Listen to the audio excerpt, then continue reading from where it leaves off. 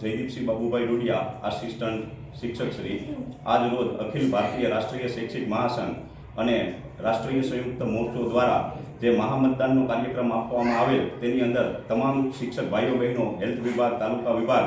બધા સંપૂર્ણ રીતે જોડાયા હતા અને સવારમાં બહોળી સંખ્યામાં મતદાન કરેલ. અમારી મુખ્ય જે પડતર માંગણીઓના ઠરાવો બાકી છે એ ઠરાવ અને અમારી મુખ્ય ખાસ જે માંગણી છે કે અમને બધાને જૂની પેન્શન યોજનામાં સમાવવામાં આવે એ સરકારશ્રીને અમે લેખિતમાં આજે મતદાન રૂપે